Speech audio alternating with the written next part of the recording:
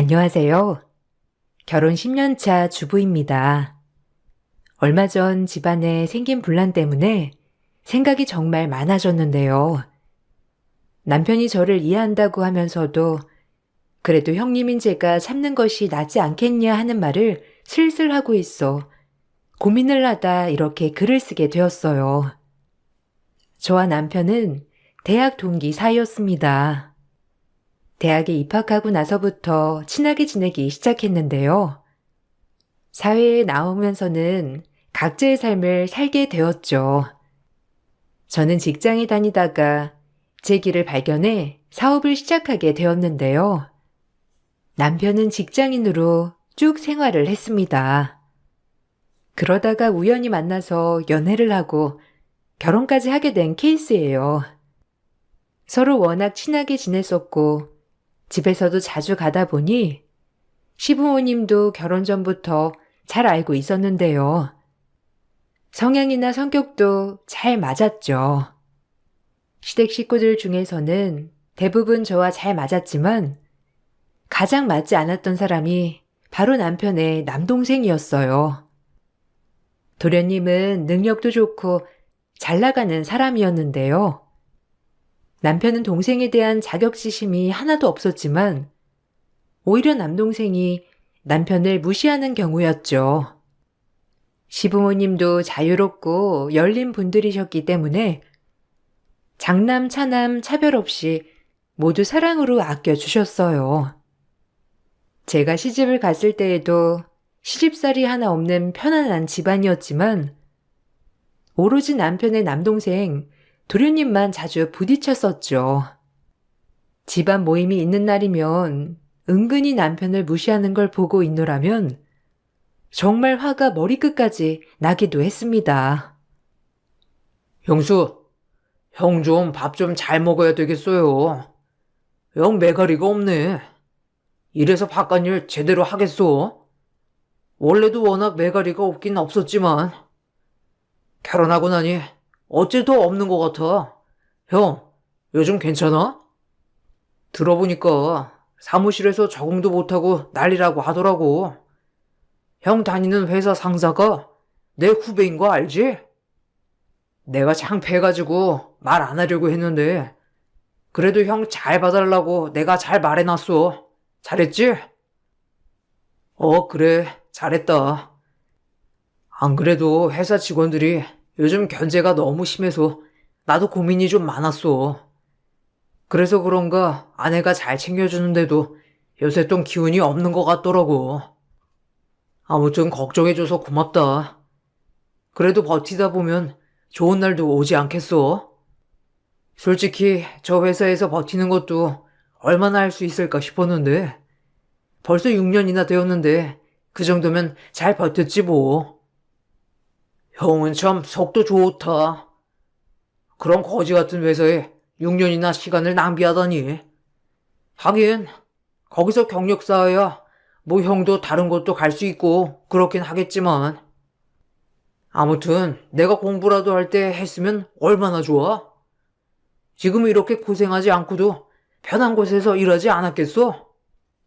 형 볼 때마다 내가 걱정이 이만저만이 아니야. 도련님, 도련님은 형 걱정하실 필요 없어요.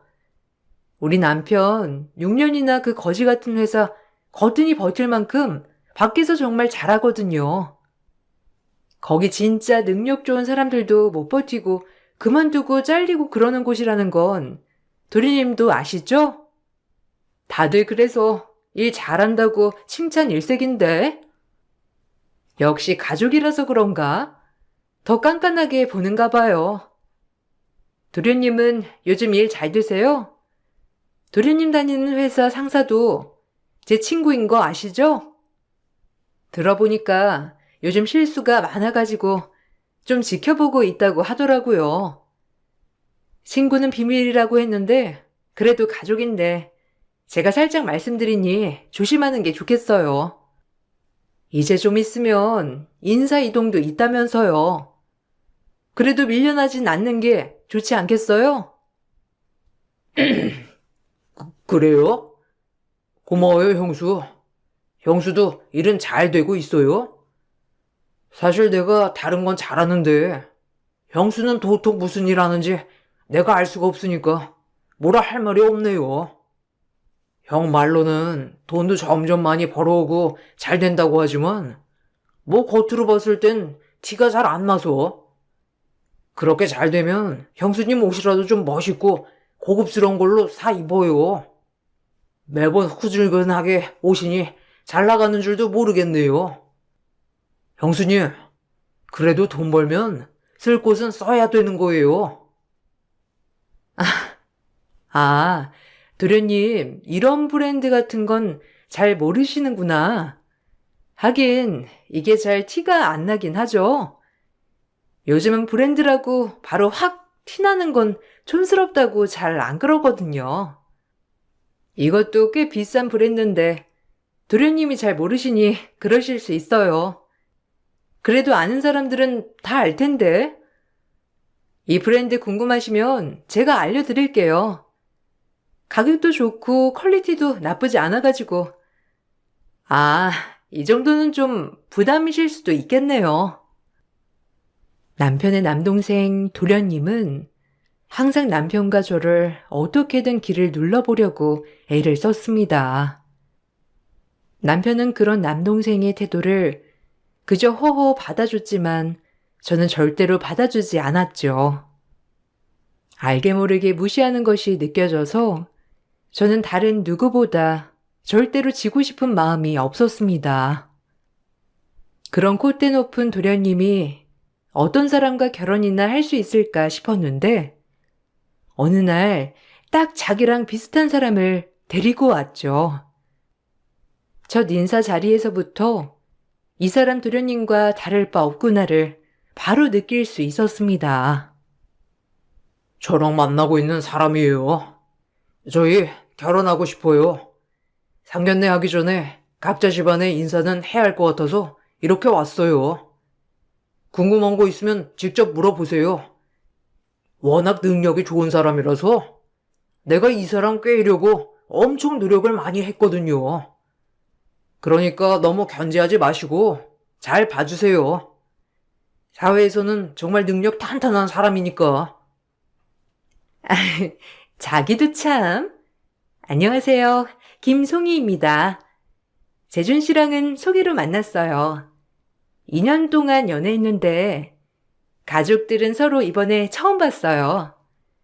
가끔 어머님은 뵙긴 했지만 다른 가족분들은 처음이네요. 형님이랑 형수님은 저 처음 보시죠? 잘 부탁드려요. 어머, 반가워요. 도련님이 만나는 사람이 있다는 건 알았는데 이렇게 멋진 분이신진 몰랐네요. 앞으로 잘 지내봐요. 결혼은 이제 준비하려고 하시는 거예요?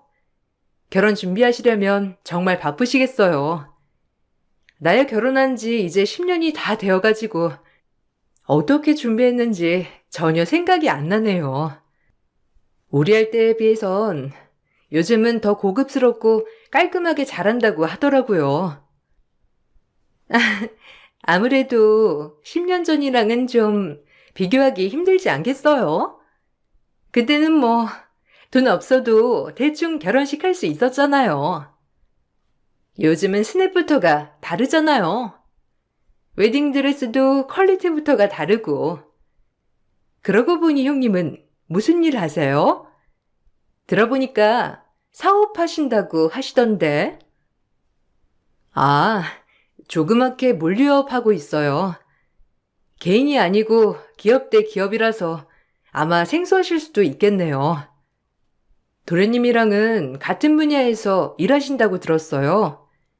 도련님도 정말 바쁘신데 일하시느라 바쁘겠네요. 요즘 도련님은 매일 야근하신다고 어머님이 걱정이 많으시더라고요. 결혼 준비까지 하려면 정신 없겠네요. 아, 저는 그것보다 능력이 좀 있어서 여유로운 편이죠. 어떤 사람들은 열심히 일하면 그만큼 돈 번다고 하지만 짧은 시간 내에 많이 버는 것도 능력이라면 능력이죠. 저는 그런 능력을 갖고 있으니까 문제 없어요. 근데 물류업이면 제가 알만도 한데 어딘지 전혀 모르겠네요. 조그맣게 하시는 거예요? 요즘 물류업 경기가 안 좋다고 하는데, 아휴, 걱정 많으시겠어요. 들어보니 남자친구가 형도 직장이 위태롭다면서 걱정 많이 하던데. 여러모로 고민 많으시겠네요. 대놓고 무시하는 동서의 태도를 보니 도련님이 끼리끼리 아주 잘 만났다고 생각을 했습니다. 사실 도련님과는 시댁에서 모임을 갖지 않는 이상 거의 만나는 일이 없었어요. 그래서 한 번씩 얄밉게 말을 하긴 해도 자주 마주치지 않으니 어려움이 없었죠. 그렇지만 도련님이 결혼을 하고 나서는 여러모로 스트레스를 받는 일들이 많아졌어요. 아무래도 새 식구가 들어오니 시댁에서도 자주 보면서 친해져야 한다는 말들이 있었죠. 그래서 자주 모임을 갖게 되었습니다. 근데 매번 갈 때마다 비아냥거리는 동서 부부의 모습을 보면서 속에 끓어오르는 분노를 여러 번 감내해야만 했습니다. 동서는 집안에서 주도권을 잡기 위해 부단히도 노력했죠. 시부모님이 워낙 쿨하시고 제 말에는 거의 동의를 해주셨기 때문에 사실 언뜻 보면 제 뜻대로 흘러가는 것처럼 보였거든요. 그렇지만 저 역시 오랜 결혼 생활로 시댁 식구들의 모든 상황을 다 고려하고 있었기에 보통은 정리를 다하고 이야기를 하는 것들이 많아서 실제로 보면 제가 주도권을 잡기보다는 정리를 하는 것이라 볼 수 있었어요. 이런 것을 갓 결혼한 동서가 제대로 파악할 수는 없었던 것이었죠. 저야 워낙 오래전부터 봐왔던 시부모님이셨기 때문에 저는 편하게 지냈지만 그게 꼴보기 싫었던 동서가 먼저 지적을 하기도 했습니다. 이번에 여름휴가 때 가기로 했던 여행 있잖아요. 그거 혹시 다음으로 미루는 게 어떠세요? 아무래도 남편 일정도 맞추기가 너무 어렵고 아니면 어머님, 아버님만 따로 다녀오시는 건 어떠세요? 저희랑 같이 가려고 시간 맞추려면 더 시간 맞추기 어려워지는 것 같아서요. 일정이나 이런 건 제가 알아서 다 짜드릴 테니까 그대로 편하게 여름휴가 다녀오시면 될 것 같아요. 아, 그래. 그네가 알아서 정해 말해줘. 일정이 안 맞다니 어쩔 수 없지 뭐. 올해는 우리들만 편하게 다녀와야 되겠구나. 작은 애는 너무 서운해하지 마라. 우리가 작년에 미리 정해둔 일정이어가지고 그런 거니까. 그리고 가족여행이라고 해서 다 참석을 하는 건 아니니까 둘째도 너무 부담 갖지 말고, 알았지? 에이, 저는 꼭 참석하고 싶어요, 어머님. 어머님, 아버님이랑 같이 여행도 다니면 너무 재미있고 좋을 것 같은데요? 근데 형님은 왜 일정 맞추기 힘들다고 자리를 빼는 거예요? 아주버님 안 되시면 형님이라도 같이 가시면 되죠. 저라면 제 일정 조정해서라도 어머님, 아버님이랑 같이 여행 가는 걸 좋아할 텐데. 다음에는 그럼 저랑 가세요. 저는 시간 다 정리해서 같이 갈 수 있어요. 아이고, 아니다. 같이 여행 가는 건 나중에 천천히 가면 되는 거지 뭐. 그네야 우리랑 여행 많이 갔다 왔어. 큰아들 없이도 말이야. 소진이랑만 같이 간 적도 뭐 많았지. 우리야 워낙 오래전에 봐온 사이라서 편해서 그럴 수 있는 거지만 너무 무리할 필요는 없어. 그냥 시간 맞는 사람들끼리 갔다 오면 되는 거니까 지금 당장 결정하지 말고 나중에 한번 보면서 결정하거라. 저는 딱 봐도 어머님, 아버님이랑은 잘 맞을 것 같은데요? 형님이랑은 좀 취향이 차이가 있는 것 같지만 그럼 어머님, 차라리 일정을 제가 짜드리는 건 어떠세요? 딱 봐도 형님은 여행 별로 안 다녀보셨을 것 같은데 저 여행 진짜 많이 가봤거든요. 안 가본 국가도 없고 아마 다른 사람들 많이 가본다는 곳은 거의 다 가본 것 같아요. 주변에도 여행 자주 다니는 사람들도 많고요. 그래? 그럼 동서가 일정 한번 짜볼래? 아버님, 어머님은 많이 걷지 않고 편안하게 쉬면서 일정 짜는 게 나아. 하루 빡빡하게 일정 짜는 것보다는 거의 하루에 한 곳 정도만 갔다 오고 나머지 시간은 숙소에서 편안하게 보낸 스케줄로 세우는 게 편하시고 좋으니까 참고해서 짜면 좋을 거야. 에이, 형님. 역시 여행을 많이 안 가보셨네요. 이런 곳은 한 번 갈 때 딱 유명한 곳은 다 돌고 와야죠. 그리고 힘들 게 뭐가 있어요? 거의 차 타고 이동해서 사진 찍고 오는 건데 숙소에만 있으려면 여행은 왜 가요? 그냥 집에서 푹 쉬는 게 낫지. 둘째야, 이건 첫째 말이 맞아. 우리가 다 차를 오래 타면 멀미가 좀 심해서 하루 하나 정도만 갔다 오는 게 낫다. 일정이 너무 빠듯하면 우리도 너무 힘들거든. 널찍하게 짜야 우리한테도 맞아가지고 말이야. 둘째한테는 미안하지만 일단 이번 여행까지는 첫째가 스케줄 짜는 걸로 해다오. 아무래도 제가 더 결혼 생활이 오래되었기 때문에 좀 더 잘 맞출 수 있는 부분이었지만 동서는 그런 부분들을 이해하기는커녕 제가 여우처럼 시부모님을 홀리고 있다고 생각을 하는 듯 했습니다. 특히나 제가 자주 시댁에 들릴 때면 그걸 정말 못마땅해 했었어요. 저는 재택으로도 근무가 가능한 일이었기 때문에 자주 시댁에 들렸죠. 별일 없어도 어머님, 아버님이랑 따로 밥도 먹고 수다도 떨다가 오는 날이 많았습니다. 그걸 알고 나서는 동서가 매번 저를 지적했죠. 형님은 왜 매일 시댁에 가세요? 형님이 그러시면 저도 똑같이 그렇게 해야 하잖아요. 그러면 저한테는 너무 부담 아니에요? 원래 그렇게 하신 거예요? 아니면 제가 오니까 갑자기 그러시는 거예요? 아무리 그래도 그렇지. 동서 생각은 하나도 안 하세요?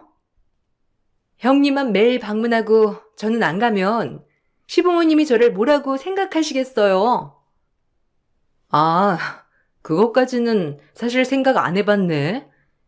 그래도 어머님, 아버님은 별 생각 안 하시지 않을까? 동서는 매일 출퇴근해야 하잖아. 그리고 나는 바로 시댁 옆동에서 사니까 좀 더 가기 편하고, 그래서 그냥 자주 왕래한 거야. 별 뜻은 없어. 생각해보니 동서 입장에서는 좀 그럴 수도 있겠네. 근데 진짜 나는 별 생각 없이 친정 가듯이 가는 거니까 신경 안 써도 돼. 그래도 이제는 며느리가 2명이잖아요. 한 명이 너무 자주 가면 다른 한 명도 그만큼 맞춰야지 않겠어요? 그러니까 좀 자제해 주세요. 아니, 아주버님이나 우리 남편도 이렇게 자주 안 가는데 매번 형님이 자주 가시니까 수상하네요. 뭐 시댁에서 뭐 받을 게 있어서 그러시는 건 아니죠? 아, 무슨 말이야? 뭘 받을 게 있다는 거야? 동서 말 참 웃기게 한다. 그런 거 원해서 가는 거였으면 매번 빈손으로 털레털레 가겠어? 그냥 말 그대로 밥 먹고 수다 떨러 가는 거지. 동서야말로 이상하게 좀 생각하지 마. 그리고 나야 시간이 여유로우니까 이렇게 가지. 동서는 일하느라 바쁘지 않아? 그러면 다 이해해 줄 거야. 그래도 좀 자제해 주세요. 저는 이제 막 결혼했는데 형님이 매일 시댁에 간다고 하면 부담되고 그렇잖아요. 일부러 그러시는 거예요?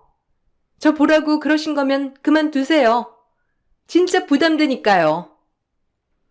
동서의 견제는 여기에서 끝나지 않았습니다. 가장 견제를 많이 하는 것이 바로 금전적인 것이었죠. 워낙 남편들의 연봉이 크게 차이 나니 동서는 자연스럽게 우리 집이 자신들 가정보다 조금 기울어져 있을 거라고 생각을 하는 듯 했습니다. 거기다가 저나 남편이나 명품에는 거의 관심이 없어가지고 다니거나 입는 것 중에도 명품이라고는 바로 딱 보일 만한 것들은 거의 없었죠. 여기에 차도 결혼하기 전에 타고 다니던 10년 넘은 차를 그대로 타고 다녔어요. 이런 상황에서 빡빡하게 살고 있을 거라 생각을 했던 거죠. 아이고, 형수. 형 차 좀 바꿔줘요. 이게 뭐야? 벌써 10년이나 넘었어. 요즘은 차도 10년 넘게 안 타는데 중고로 넘겨도 이건 반의 반도 안 나오는 차잖아요. 형이 그래도 나이가 있지? 이렇게 후줄근하게 하고 다니고 차도 오래되고 후줄근하면 사람들이 무시하지 않겠어요? 아무리 버는 게 적어도 그렇지. 하고 다니는 건 좀 깔끔하게 제대로 갖춰야 부모님 면도 사는 거죠. 남편 말이 맞아요. 형님이랑 아주버님, 이번에 차 좀 바꾸세요. 제가 잘 아는 딜러 있거든요. 프로모션으로 좀 좋게 빼달라고 할게요. 아무리 여유가 없어도 그렇지. 남들 보면 저긴 형 가정만 어렵다면서 웃겠어요. 당신도 좀 신경 쓰지 그랬어. 아무리 그래도 이건 좀 가족들이 다 잘 살아야 그게 제일 좋은 거야. 그러게 말이야. 내가 결혼하기 전에는 하나하나 다 신경을 못 썼네. 역시 자기 있으니까 내가 가족들도 살펴보고 역시 자기야. 내가 나 사는 것만 바빠서 이런 것도 신경을 못 썼네. 우리 와이프가 이런 건 진짜 잘 챙겨. 형수, 봤어요? 우리 와이프는 딱 자기 급에 맞춰서 차 타고 다니잖아요. 아까 봤어요? 이번에 새로 신차 계약했는데 그거 나오면 이번에 타던 차 형이나 형수님 가져가서 타세요. 아니에요. 괜찮아요. 지금 우리가 타는 차도 앞으로 몇 년은 더 탈 수 있어요. 요즘은 10년 안 돼서 차 바꾼다곤 하지만 그렇다고 해서 너무 자주 바꾸는 것도 솔직히 낭비잖아요. 뭐 동서나 도련님이야 능력이 되니까 그럴 수도 있을지 몰라도 뭐 우리는 아끼면서 살려고요. 사람 일이 언제 어떻게 될지 모르는 거 아니에요?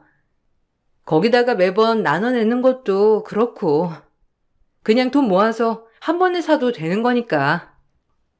그러고 보니 도련님 이번에 차 바꾸니까 어버이날 때 어머님 아버님 용돈도 못 드렸던 거예요? 그 많은 연봉 다 어디다 뒀어요? 나는 용돈도 안 챙겨드렸길래 뭔 큰일이라도 있는 줄 알았죠. 그건 그래서 그런 건 아니고 아무튼 살짝 차를 사면서 추가로 돈 들어갈 게 있어가지고 그런 거예요. 다음에는 제가 2배로 챙겨드리기로 했어요. 아니, 형수님은 별걸 다 기억하고 계시네요. 아니, 내가 기억하고 싶어서 기억한 건 아닌데 어머님이 하도 걱정하셔가지고 제가 기억하는 거예요. 도련님 상사가 제 친구잖아요. 혹시 도련님 무슨 일 있을까봐 한번 물어봐 줄 수 있냐고 하셨거든요. 얼마나 걱정되셨을까 싶었는데 어머님이 괜한 걱정 하셨나 보네요. 근데 도련님, 진짜 괜찮아요? 친구가 저번에 언뜻 말한 게 요즘 회사 사정이 별로 좋지 않다고 하던데 친구도 월급 밀렸다고 했거든요. 그건 걱정하지 마세요.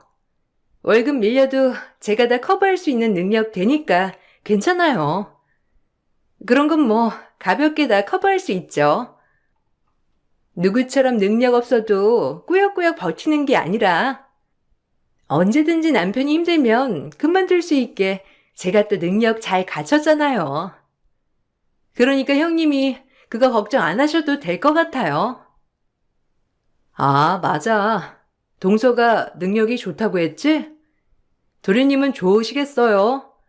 동서가 능력 있으니까 요즘 위태위태하다고 하는데 도련님은 마음 푹 놓고 지낼 수 있겠네요.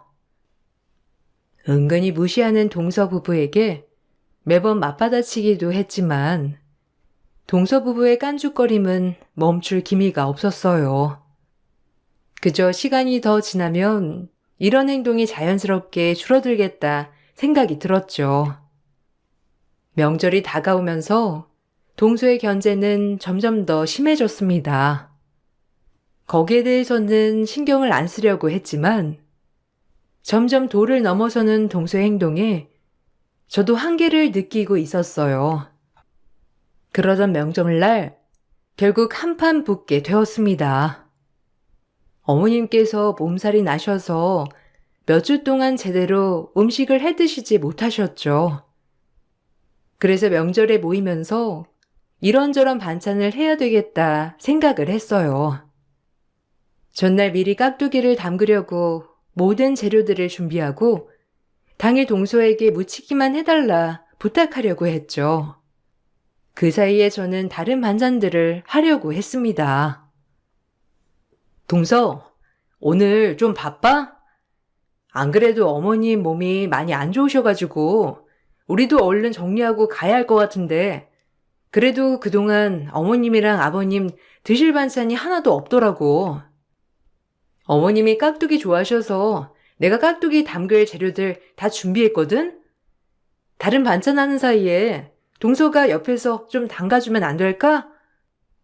그냥 만든 양념 그대로 넣고 비벼주기만 하면 되는데. 남편이랑 도련님도 나가서 없네. 부탁할게. 네? 제가 왜요? 형님은 명절 음식도 안 맞는다는데 왜 이런 걸 사서 고생하세요? 하긴 능력이 없으니까 알아서 기는 건가? 형님, 아무리 그래도 이렇게 설설 기면서 반찬까지 다 해다 바쳐야 되겠어요? 형님도 참 자존심 좀 챙기세요. 저는 별로 하고 싶은 생각 없는데. 저딴 건 능력 없는 형님이 다 하셔야죠. 그래야 어머님, 아버님이 좋아하시지 않으시겠어요? 뭐?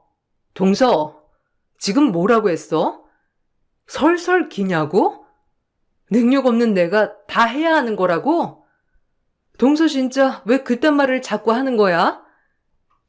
동서 진짜 내가 능력이 없어서 지금껏 이렇게 해왔다고 생각하는 거야? 진짜 동서 너무 웃긴다. 동서, 내 연봉 모르잖아. 내 연봉, 네 연봉에 한 자릿수 더 붙는데 어쩔래? 맞으면 지금 내 앞에서 꿇을래? 아, 형님, 거짓말도 적당히 치세요. 제가 역대 연봉인데 형님이 무슨 한 자리가 더 붙어요? 진짜 거짓말도 적당히 해야지. 이건 뭐 형님이 저보다 연봉 한 자릿수 더 붙으면 제가 거기 모를 수가 있겠어요? 당연히 잘 알 수밖에 없지. 형님 진짜 웃기는 소리 그만하세요. 아, 알겠으니까 이거 깍두기만 제가 담글게요. 그러니 실없는 농담은 그만하세요. 실없는 농담이라니.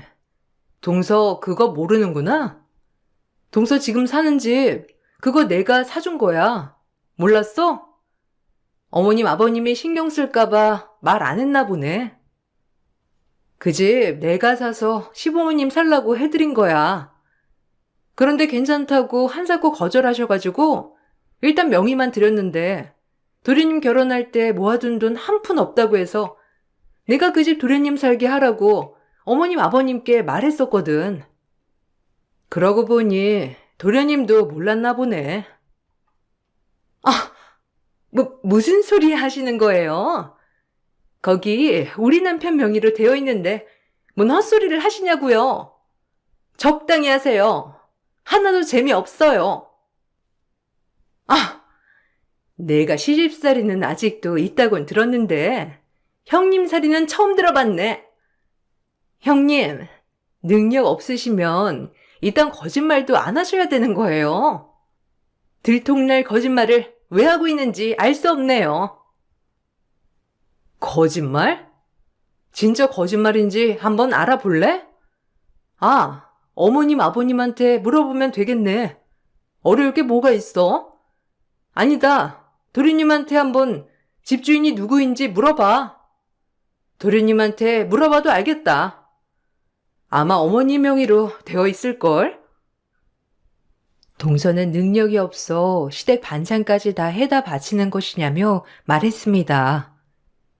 그런 동서의 말에 그동안 참아왔던 것이 폭발했죠. 저는 사업을 하면서 연봉 10억을 벌어들이고 있었어요. 그보다 더한 애도 있었죠. 모아둔 돈은 그대로 저축도 하고 투자도 하면서 시부모님이 좀 더 편하게 지내실 수 있는 넓고 좋은 아파트도 준비를 해드렸습니다. 그렇지만 시부모님은 평생을 살아오신 곳이 좋으시다면서 한사코 거절을 하셨고 그곳은 전세로 내어 주었었답니다. 그러다가 도련님이 결혼을 할 때가 되었는데 어느 날 도련님이 시부모님께 찾아와서 지금까지 모아둔 돈이 한 푼도 없다면서 무릎 꿇고 도와달라 싹싹 빌었다고 하더라고요. 저에게 그때 그 집을 도련님께 빌려줘도 괜찮겠냐 물어보셨는데 그때는 그 집은 이미 제 손을 떠나 시부모님 집이었기 때문에 그렇게 하시라고 말씀을 드렸던 것이었죠. 동서는 이 사실을 알고 나서 사색이 된 채 집을 나갔습니다. 갑자기 가버린 동서의 행방을 물으시는 시부모님께 저는 그동안의 이야기를 모두 해드렸습니다. 시부모님은 저에게 미안하다고 하셨죠. 시부모님조차 면목이 없다며 말하는 일을 동서 부부는 저희 집까지 찾아와 뻔뻔하게 따지기 시작했습니다. 아니, 형수님. 지금까지 저 속이고 계신 거예요? 그렇게 연봉이 좋았으면 말이라도 해주지 그랬어요. 제가 하는 말 얼마나 웃겼어요? 사람 우습게 만드니까 재미있으세요? 그리고 그 집 저희 부모님 명의로 되어 있는 건데 왜 형수님 집이라고 하셨어요? 어찌되었든 지금은 제 부모님 명의잖아요. 왜 줬다 뺏는 것처럼 하시냐고요? 제가 뭘 줬다 빼는 것처럼 했다는 거예요. 동서가 하도 저를 하대하기에 제가 그렇게 말한 겁니다. 그리고 연봉이 적으면 그 모든 일 제가 다 해야 되는 겁니까? 그리고 어려운 일 시킨 것도 아니고 거기다가 지금껏 잘해주신 시부모님 드실 반찬 만드는 건데 연봉 운운하면서 하니마니 해야 되냐고요. 그게 더 이상한 거 아니에요? 도련님 지금 이상한 곳에 화내고 있으신 거 아세요? 아니, 됐고. 형수님이 지금 저랑 우리 와이프 무시한 거잖아요. 그동안 여러 번 금전적인 거 이야기했는데도 그럴 때는 별말 안 하다가 지금 와서 연봉이 한 자릿수 많니 하면서 말하는 건 무시하는 거 아니고 뭔데요? 형수님 참 무서운 사람이었네요. 아니, 나중에 뒤통수도 제대로 치겠어요. 도대체 저한테 왜 그렇게 말씀하시는 건데요? 이거 진짜 예의 없는 거 알아요? 제가 뭐 돈 자랑한 것도 아니고 지금까지 아무것도 자랑해 본 적도 없고 연봉 말 꺼내 본 적도 없잖아요. 먼저 연봉 어쩌고 한 건 동서예요. 동서보다 능력이 없으니까 제가 다 해야 하는 거라 말해서 정정해 준 것뿐인데 뭐 잘못됐어요? 형님, 말을 왜 지어서 하세요? 형님이 저한테 무릎 꿇으라고 하셨잖아요. 그 말을 쏙 빼고 왜 형님한테 유리한 것만 말씀하시냐고요. 그리고 명절 음식 하나도 준비 안 하는 곳이라는 거 뻔히 아는데 첫 명절에 파리바리 다 싸들고 와서 음식하라고 하는 건 텃세 아니고 뭔데요?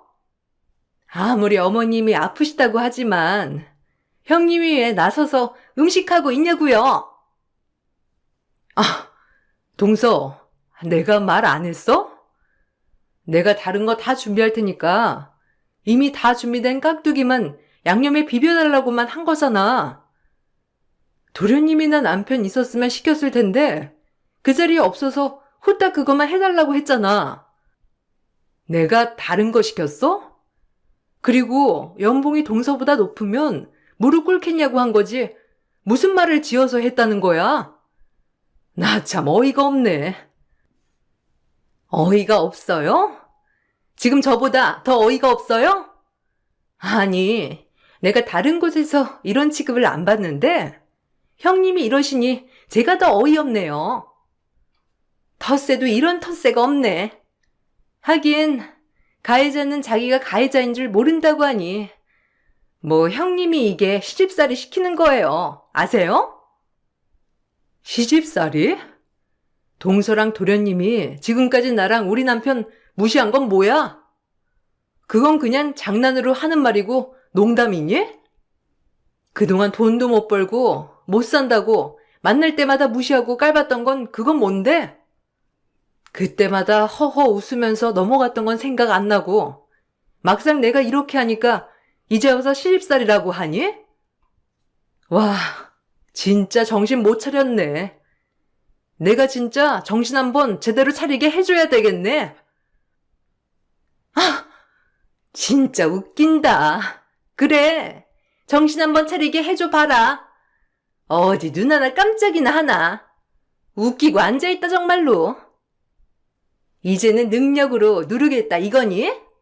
와, 무서워서 살겠어. 내가 참 형님 살이를 이렇게 고되게 한다 정말. 어디 한번 해봐요.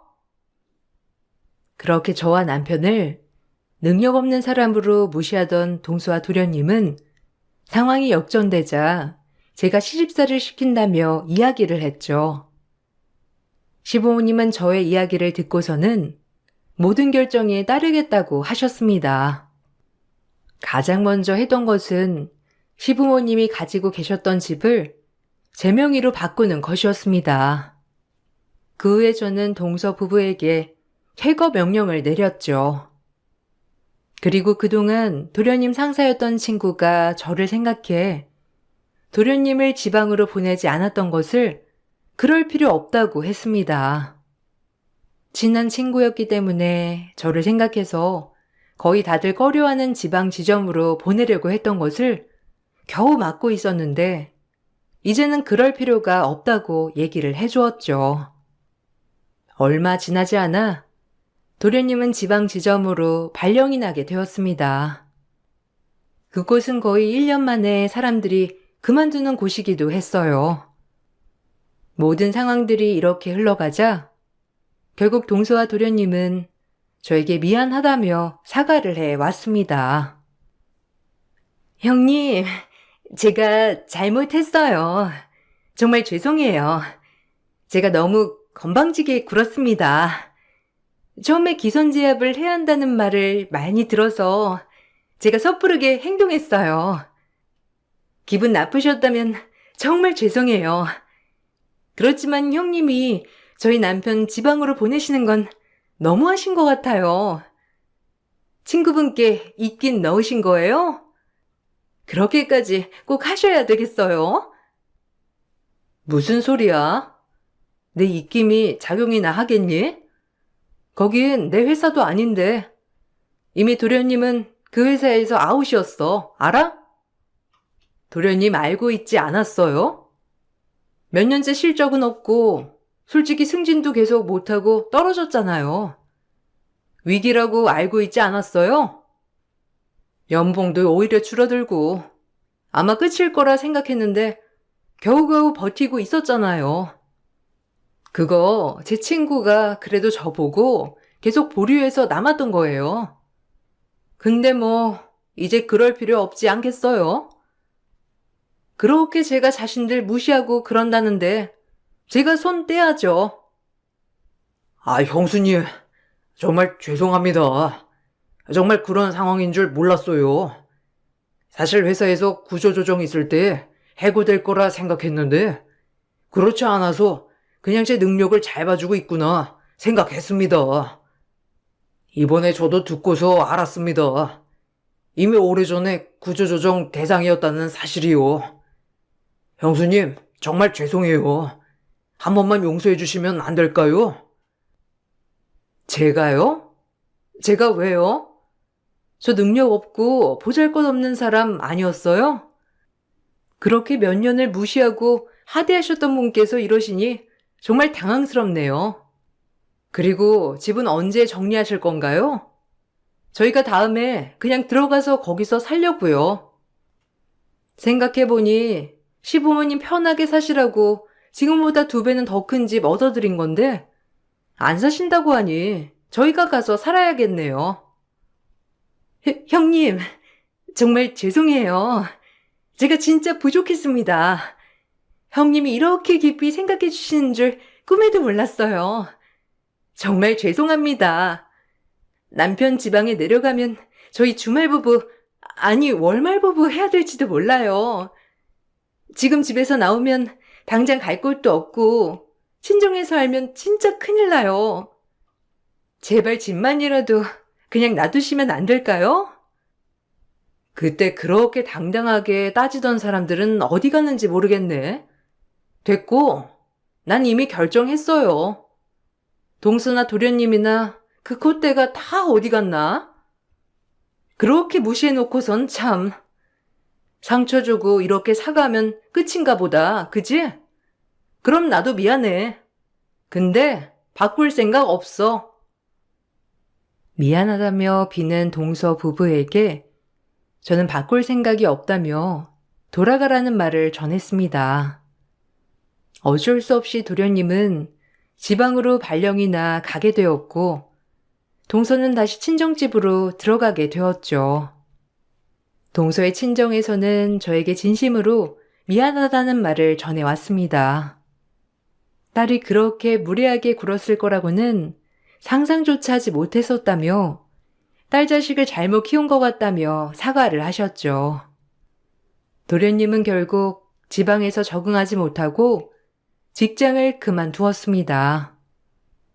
이후에 들어간 직장은 이전보다 연봉도 반, 일은 더 길게 해야 하는 곳이었죠. 시부모님은 아직도 괘씸한 동서 부부를 안 보고 계십니다. 그동안 제가 꾹꾹 참아왔던 것을 고마워하셨어요. 남편은 그래도 형님이니 이제는 용서를 해주어도 되지 않을까 싶은데 참 저는 쉽지가 않네요. 저의 긴 사연을 들어주신 분들에게 감사의 말을 전합니다.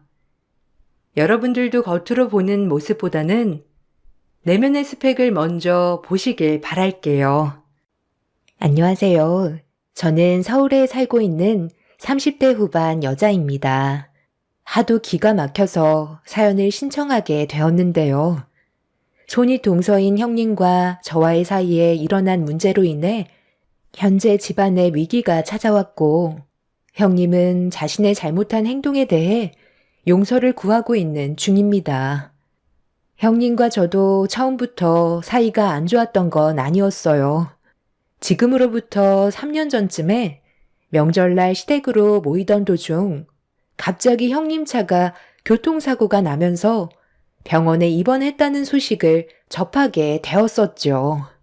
다행히 크게 다친 건 아니고 타박상 정도였지만 교통사고라는 게 시간이 지난 뒤 후유증이 있을지도 모르기 때문에 사고가 나면서 다친 발목을 사용하지 않게 목발을 짚고 최대한 조심하면서 명절을 보냈었어요.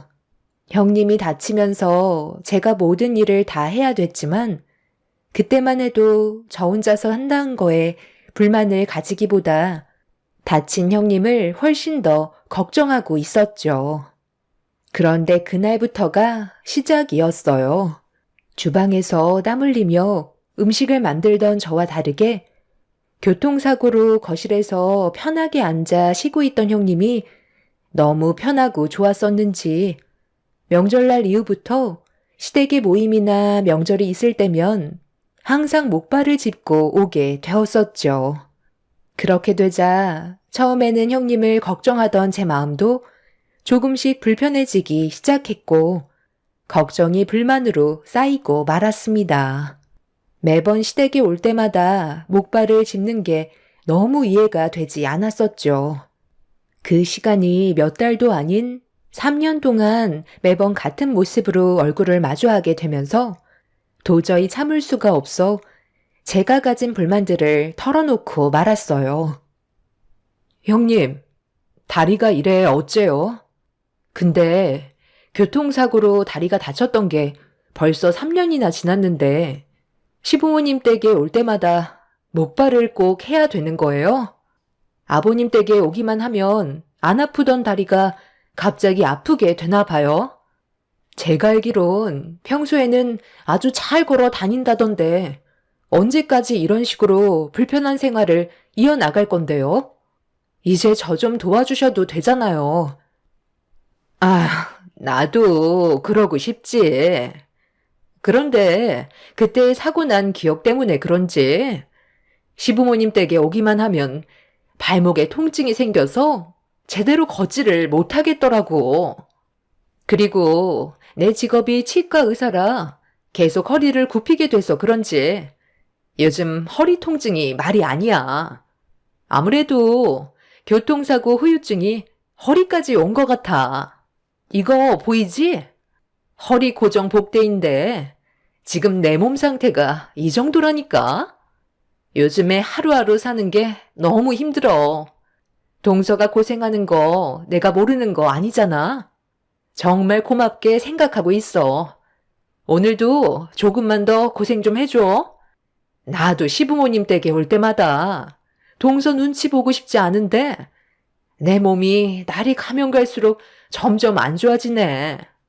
확실히 나이를 먹을수록 몸 회복이 더딘 것 같아. 나 좀 누워 있어야 할 것 같거든? 그러니까 동서가 오늘만 고생 좀 해줘. 다음엔 내가 할게. 정말 어이가 없었던 게 발목이 다쳤다는 걸로 오랜 시간 우려먹다 보니 본인도 눈치가 보였는지 허리복대를 차고 와서 힘들어하는 표정을 보이고 있었죠. 그렇게 아주버님한테 부축을 받아 방으로 들어가는 뒷모습을 바라보고 있었는데 제 속이 너무 타들어 가더라고. 한두 번도 아닌 3년간 넘어갔었어요. 다리가 아프다면서 힘들어 하는데 거기에다 대고 제가 뭐라고 하는 것도 너무 속 좁은 것 같아 참으면서 제가 한 번 더 움직이면 되지 그런 생각으로 최대한 형님과의 관계를 무너뜨리지 않기 위해 저 혼자 희생을 했었죠. 그런데 호의가 계속되면 당연한 권리로 생각하는 건지 형님은 아예 시댁 일을 맡아서 할 생각이 전혀 없어 보였습니다. 참고 참았던 저도 더 이상은 못 참아 형님의 태도에 불만을 제기했어요. 그래서 대화 좀 하자면서 노크를 했더니 아주버님이 방문을 살짝 열었는데 그 틈 사이로 형님을 볼 수 있었죠. 급하게 허리 복대를 다시 착용하려는 모습이 눈에 들어왔는데 착용이 잘 되지 않는지 문을 열어준 아주버님한테 도움을 요청하고 있는데 아주 자연스럽게 아주버님 쪽으로 걸어오더라고요. 방으로 들어가기 전까지 아주버님한테 부축을 받으면서 한 걸음 떼는 것도 힘들어하던 형님이 방 안에서는 아주 자연스럽게 걷는 모습이 저를 더욱더 화가 나게 만들었어요. 그래서 문을 활짝 열어주지 않으려는 아주버님한테 화를 내면서 방문을 밀었습니다. 제가 갑자기 힘을 줘서 그런지 뒤로 밀려난 아주버님 뒤에서 형님이 난처한 얼굴로 천천히 침대로 누우려고 하길래 제가 소리를 질렀습니다.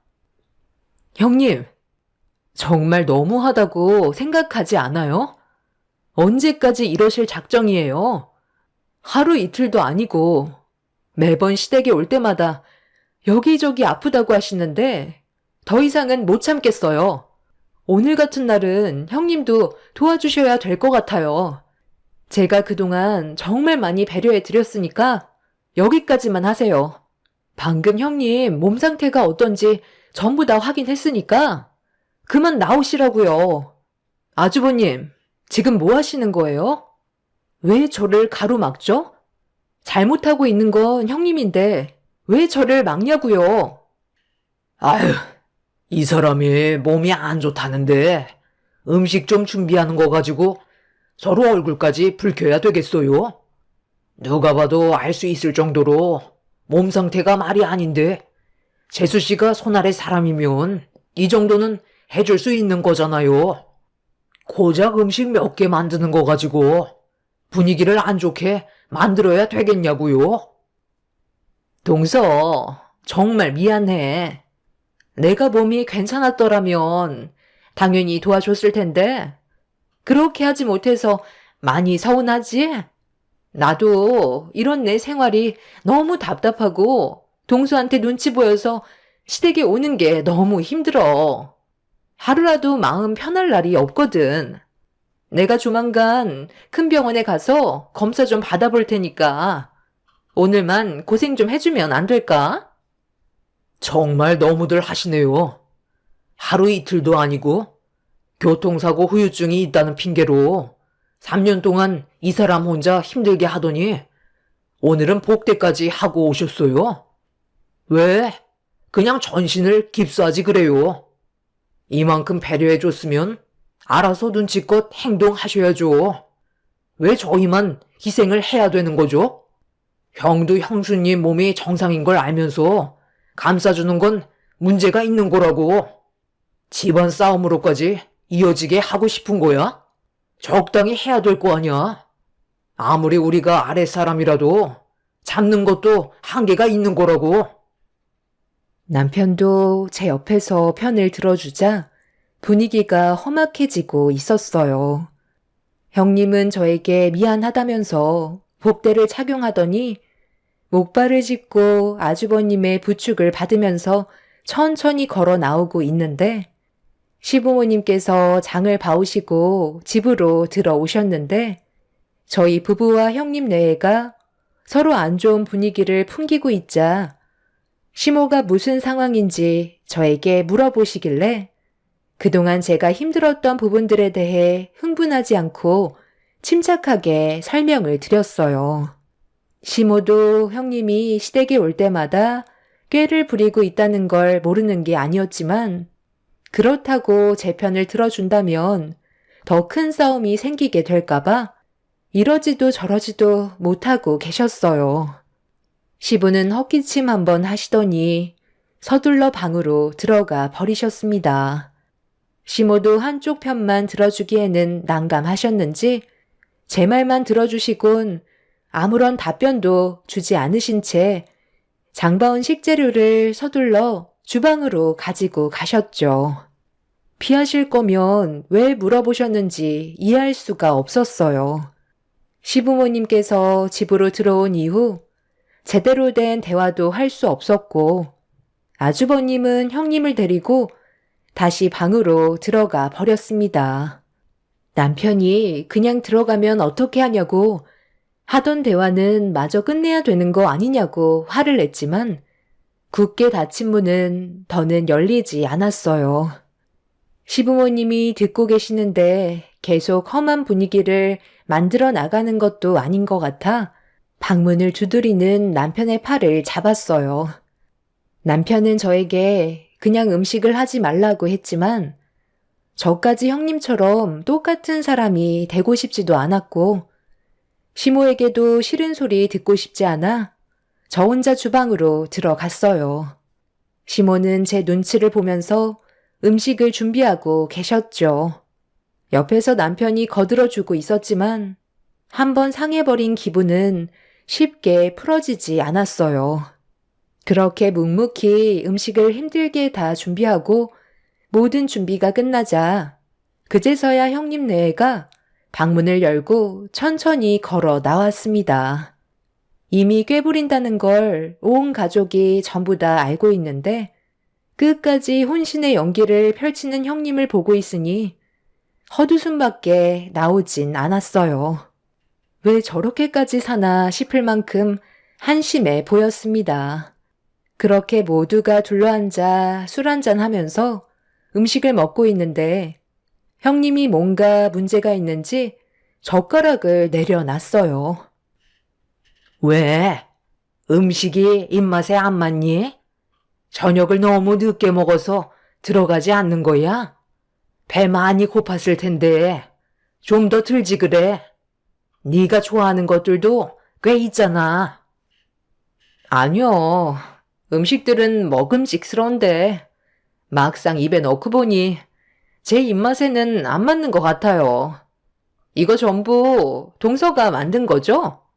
음식에 감정이 들어갔는지 간이 너무 강한데요? 어, 저는 괜찮다고 생각하는데요. 다 잘 먹고 있잖아요. 그리고 제가 음식에 무슨 감정을 넣었다고 그래요. 형님이 제 눈치가 보여서 그런 거 아니에요? 아유, 그만들 좀 해라. 밥상에 앉아서까지 서로 얼굴 붉혀서야 되겠니? 한 번만 더 내 앞에서 싸우는 모습 보이면 그냥은 못 넘어갈 줄 알아? 싸울 거면 차라리 나가서 해결하고 오면 되잖아. 오늘 같은 날 쓸데없는 감정 소비하지 말고 적당히들 먹었으면 다들 그만 정리해라. 내일 아침 일찍 나서야 되잖아. 아버님, 제가 오죽하면 그러겠어요? 제가 동서보다 손윗 사람이고, 그럼 어느 정도 대우를 받을 수도 있는 거잖아요. 아버님 댁에 올 때마다 동서 눈치를 봐야 되니, 저도 더 이상 오고 싶지가 않아요. 왜 눈치를 봐야 하는지도 모르겠고요. 환자인 것도 서럽고, 교통사고가 났었던 안 좋은 기억들 때문에 다친 곳이 쑤시고 아파서 최대한 조심하려고 목발 짚고 있는 건데, 그게 그렇게 잘못된 거예요? 동서한테 욕을 먹어가면서까지 제가 아버님 댁에 와야 하는 건 아니잖아요. 형님, 말은 똑바로 하셔야죠. 저희가 아무것도 모르고 있는 줄 아세요? 한참 전에 몸 회복은 이미 끝난 상태인데도 형님은 그저 음식 만들기 싫고 자잘한 일들 하고 싶지 않아서 3년 내내 깨부리고 있는 거잖아요. 저희도 참을 만큼 참았으니까 이제 그만하시고 오늘 같은 날은 많이 바쁘니까 일손 좀 도와달라고 부탁까지 했는데 발목이랑 허리가 아프다며 방으로 들어가선 아주 편하게 누워있고 걸어 다니시던데요. 그 모습을 보고 있는 제 속이 어떻겠어요. 저만 며느리 아니에요. 형님도 이 집안의 며느리라고요. 그럼 해야 될 일이 있으면 당연히 하셔야죠. 제가 처음부터 그런 것도 아니잖아요. 왜 지금까지 참아온 줄 알아요? 형님이 다치기 전에 함께 보냈던 그동안의 기억이 좋았기 때문이라고요. 먼저 나서주고 항상 솔선해서 책임감 있게 움직이셨던 형님이 사고가 난 이후 한동안 집안일에 손을 놓게 되면서 편해지니까 계속 열애를 하려는 거잖아요. 이 정도면 할 만큼 했어요. 이제 그만 좀 하세요. 재수 씨, 말이 너무 심한 거 아니에요? 이 사람은 몸만 다친 게 아니라고요. 정신적인 트라우마가 있기 때문에 우리 부모님 집에만 오려고 하면 사고가 났을 때의 기억이 떠올라 상당히 힘들어하고 있는 거라고요. 재수 씨가 사지 멀쩡하다고 해서 이 사람도 똑같을 거라는 생각을 하지 말라는 거예요. 형이 그런 식으로 나오니까 형수가 믿는 구석이 있어서 더 그러는 거잖아. 아버지 어머니 두 분도 뻔히 눈에 보이시면서 모른 척 하는 것도 너무 하신 거라고요. 형수가 치과 의사니까 이것저것 혜택을 많이 봐서 제대로 말을 못하고 있는 거잖아요. 그래도 이건 집안일인데 구분 지을 건 확실히 해야 되는 거라고요. 형님 때문에 스트레스 받고 음식 준비하는데 체력을 너무 많이 쏟아서 최대한 조용하게 넘어가려 했었는데 형님의 한마디에 결국 서로 언성을 높이면서 싸우게 되었어요. 남편도 제가 항상 고생하는 걸 옆에서 봤기 때문에 참았던 감정이 터져 나오고 말았던 거죠. 결국 아주버님과 남편은 시부모님 앞에서 멱살까지 잡는 일이 생기게 되었고, 참다 못한 저는 자리를 박차고 일어나 형님한테 그간 쌓였던 불만들을 전부 다 털어놓게 되자 집안은 난리가 나고 말았습니다. 형님이 원하는 게 이런 거예요? 나 하나 편하자고 일을 이렇게까지 만들어야 되는 거냐고요. 이게 가족이라고 생각하세요? 이거 봐봐요. 형님이 지금 얼마나 심각한 상황까지 만들었는지 보시라고요. 이러다 정말 가족들끼리 연락 끊고 서로 등지고 살게 될 수도 있는 거라고요. 형님의 이기적인 행동 하나 때문에 이 사람과 아주버님이 멱살까지 잡았어요. 이제 적당히 좀 하세요. 저도 참을 만큼 참았기 때문에 더는 참고 넘어갈 수는 없을 것 같네요. 나 참, 이게 왜 내 잘못이야? 서방님이랑 동서가 나를 이해해주지 못하니까 이런 일이 생기게 된 거잖아.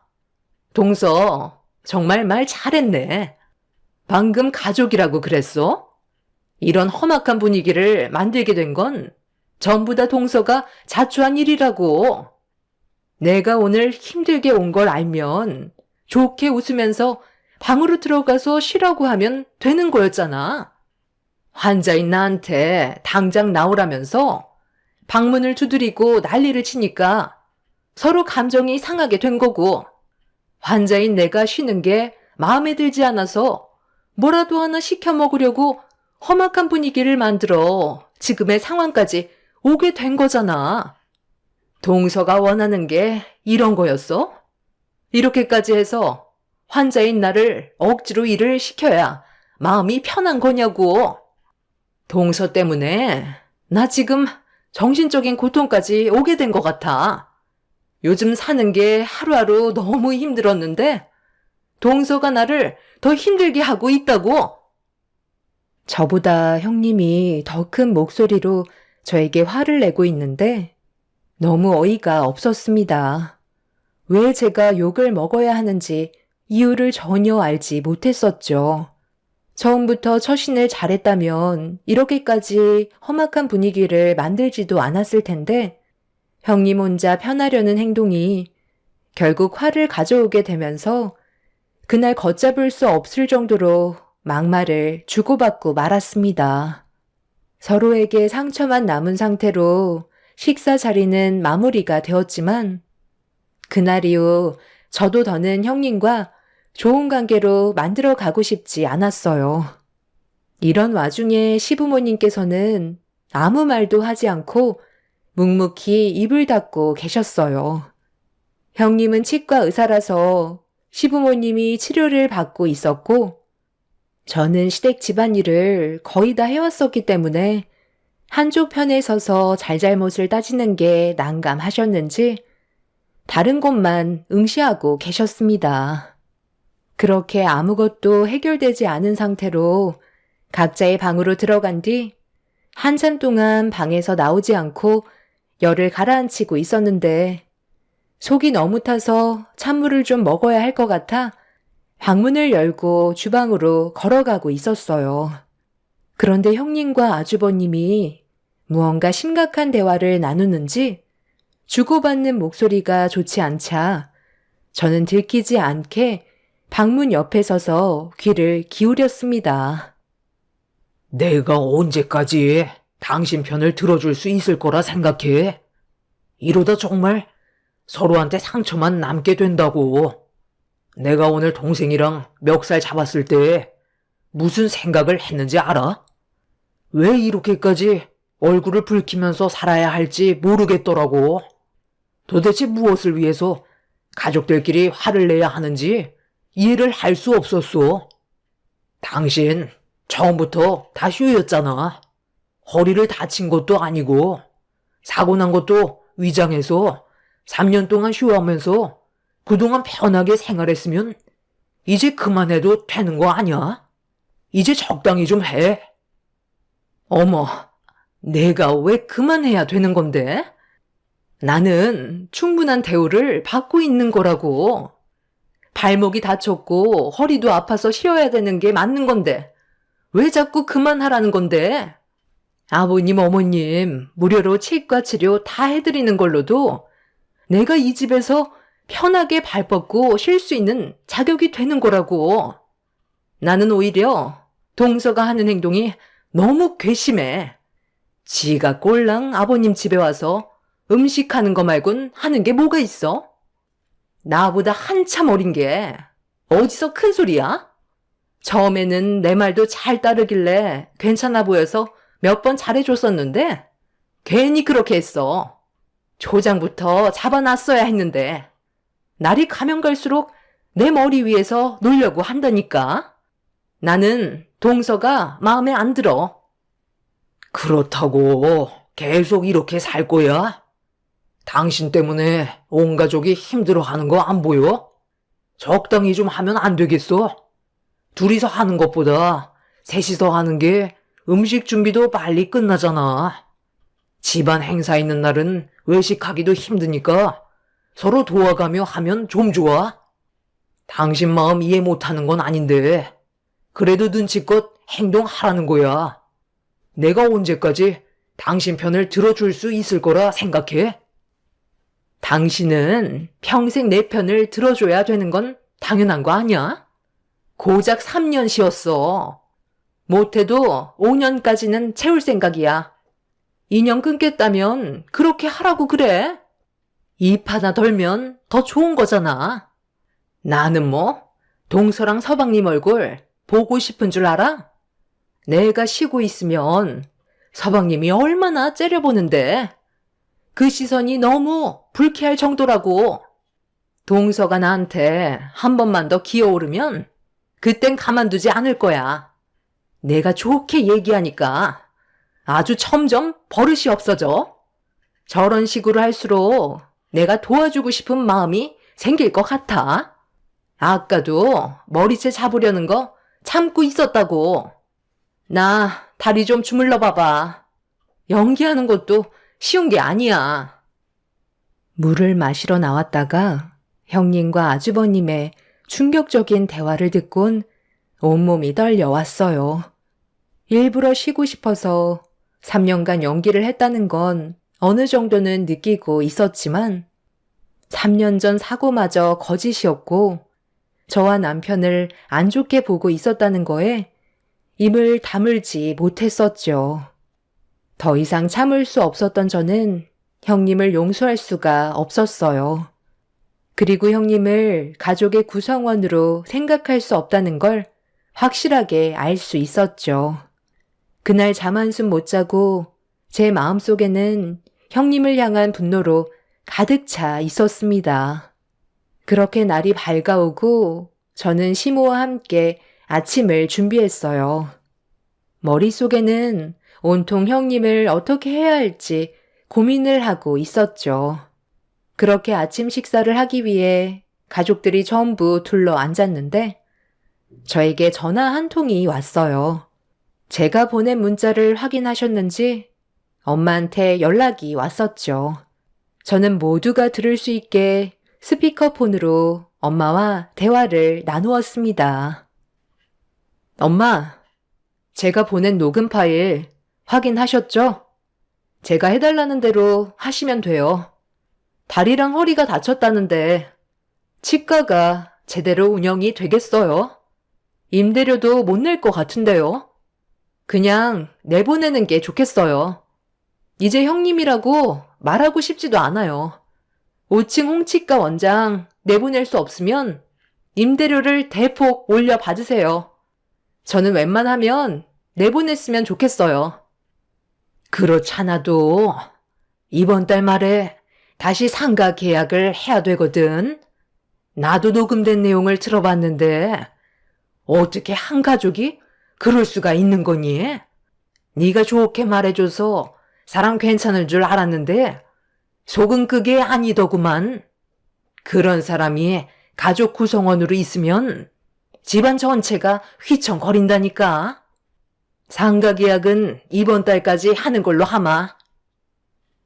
동서, 잠깐만. 이게 무슨 말이야? 갑자기 이런 식으로 나오는 게 어디 있어? 이건 별개 문제잖아. 동서랑 내가 얘기했던 거 기억 안 나? 우리는 가족이라서 평생 동안 고정 임대료로 계약하기로 했었잖아. 그런데 아침부터 이런 식으로 통보를 하면 어쩌자는 거야?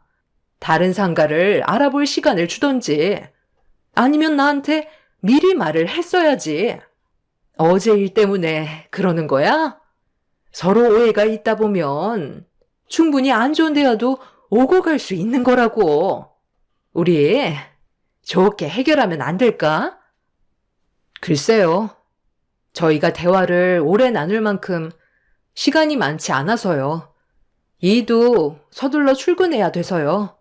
어제 술만 안 먹었으면 바로 집에 갔을 텐데 상황이 이렇게 되긴 했지만 형님이랑 대화할 시간은 없을 것 같네요. 저도 앞으로 하고 싶은 대로 막 하면서 살라고요. 굳이 남을 배려하면서 살고 싶지 않아요. 그래봤자 돌아오는 건 상처밖에 없다는 걸 이번 일을 통해서 확실하게 알 수 있었거든요. 이거 어제 아주버님이랑 형님이 대화했던 내용인데 한번 들어보실래요? 제가 전날에 너무 어이가 없어서 가족들에게 들려주려고 녹음해 두었던 파일을 재생시켰고 아주버님과 형님의 대화에 온 가족이 충격을 받았습니다. 형님은 말을 더듬거리더니 결국 죄송하다며 고개를 떨궜지만 이미 온 가족이 상처를 받았던 터라 아무도 형님을 이해하지 못했어요. 저희 부부가 자리에서 일어나려 하자 형님은 저를 붙잡으면서 그동안 미안했다고 차라리 임대료를 올려주겠다면서 나가라는 말은 하지 말아달라며 양발로 방방 뛰는 진풍경이 펼쳐지고 있었습니다. 아침밥을 먹기 위해 아주버님의 부축을 받으면서 목발을 짚고 힘겹게 걸어오던 형님이 치과를 정리해달라고 하자 다리가 언제 다쳤냐는 듯 난리를 치고 있었죠. 자신의 잘못을 인정하고 앞으로 형님이 모든 걸 다 하겠다고 했지만 저는 이미 마음이 굳게 다쳐버렸고 형님과 저는 대화를 나누고 싶지도 않아 시부모님께 인사를 드린 뒤 남편과 함께 집 밖으로 나와 버렸죠. 형님이 이렇게까지 매달렸던 건 저희 상가 위치가 상당히 좋아서 환자들의 방문이 끊이지가 않을 정도로 정말 좋은 위치였죠. 그리고 가족이라는 명분 하나로 입지도 좋은데 임대료 또한 다른 상가들보다 절반 가격으로 저희 부모님께서 임대를 해 주셨어요. 원래 다른 곳에서 치과를 했었는데 위치가 너무 안 좋아서 망하기 일보 직전이었죠. 사정이 딱해서 도와줬었는데 형님은 그걸 감사하게 생각하지 않고 나중엔 당연한 권리로 받아들이고 있었던 거였어요. 저희가 베풀어준 만큼 본인도 잘해야 되는데 오로지 저만 희생하고 형님은 아무것도 하지 않으려는 행동들이 결국 이런 결과를 초래하고 말았습니다. 저와 남편이 시댁에서 나오자 급하게 뒤따라왔지만 뒤도 안 돌아보고 차에 올라타 시동을 걸고 출발을 하려 했어요. 형님은 저희 차 앞을 가로막아 침착하게 대화로 풀어나가자면서 치과를 절대 뺄 수 없다며 애언을 하고 있는데 여기서 예상치 못한 문제가 터지게 되었죠. 코너에서 튀어나온 쓰레기차가 형님을 못 보고 출발을 하면서 교통사고가 나고 말았습니다. 남편이 클렉슨을 울렸지만 후진을 할 때 나오는 경고음 소리에 묻혀서 제대로 저희 차 클렉슨 소리를 듣지 못했는지 형님을 5m 정도 끌고 갔어요. 쓰레기차를 뒤따라 오던 환경미화원 분들께서 뒤늦게 발견하고 차를 두드리며 멈춰 세웠지만 이미 형님은 정신을 잃은 상태였죠. 남편이 서둘러 119에 신고를 해서 도움을 요청했고 응급실로 옮겨준 뒤 수술을 진행했지만 4시간 뒤 수술실에서 나온 형님의 손과 발에는 깁스를 한 채 실려 나오고 있었어요. 의사 말로는 머리를 다치지 않은 게 천만다행이라면서 회복을 하는 게 시간이 오래 걸리겠지만 걷는 건 크게 문제가 될 것 같지 않은데 양손이 쓰레기차 밑으로 깔리면서 뼈가 전부 으스러지는 바람에 정상적인 생활을 하기에는 불가능할지도 모른다는 충격적인 말을 듣고 말았어요. 한참의 시간이 지나고 깨어난 형님은 망가진 자신의 몸을 보면서 눈물을 흘렸고 그 모습에 저희는 할 말을 잃었습니다. 의사의 말로는 회복하는 데만 몇 년이 걸릴 것 같다고 하는데 평생 장애를 안고 살아갈 수도 있다는 말에 아주버님은 결국 주저앉아 버렸어요. 전혀 예상하지 못한 충격적인 일이 벌어져서 저희는 너무 놀랐었죠. 지금 현재 형님은 삶을 완전 포기한 사람처럼 병원에 입원 중입니다. 본인이 자초한 결과라 누구에게도 원망을 할 수도 없는 상황이죠. 형님은 저희 부부의 얼굴을 보고 싶어 하지 않아서 한동안 병문안을 가지 않고 있어요. 처음부터 서로가 잘했다면 이런 일은 일어나지 않았겠죠. 그렇게 쉬고 싶어 하더니 앞으로 몇 년간 병원 신세를 져야만 하는 안타까운 상황이 오고 말았습니다. 저도 이런 결과를 바란 건 아니라 마음이 참 씁쓸합니다. 본인이 무엇을 잘못해서 벌어진 일인지 깨달았으면 좋겠어요. 앞으로의 관계를 어떻게 유지할지 그게 저에게 남은 마지막 숙제 같습니다. 제 사연 들어주신 분들께서도 가족분들과 서로 배려하고 어떠한 일들이 닥쳐도 지혜롭게 헤쳐나가시길 바랍니다. 감사합니다. 안녕하세요. 저는 40대 중반이 되어서야 지긋지긋했던 시댁 집안과의 악연을 끊어냈지만 지나간 일들을 생각해보니 너무 우라통이 터져서 사연을 신청하게 된 여자입니다. 어떻게 사람이 그럴 수 있는지 이해할 수 없는 행동들은 결국 제 한계를 시험하고 말았습니다. 남편과 함께 한 지는 15년 정도 된 것 같아요. 그리고 그 기간 동안 제 눈물 콧물 다 빼놓고 그 사람에 대한 조금의 감정도 남아있지 않은 상태가 되어버렸죠. 아이가 있기 때문에 그냥 의무적으로 어쩔 수 없이 살아가고 있었지만 하루하루가 저에게는 악몽 같은 날들의 연속이었습니다. 15년 동안 살면서 남편은 손에 꼽을 수 없을 정도로 사고를 너무 많이 쳐서 정말 지쳐있는 상태였죠.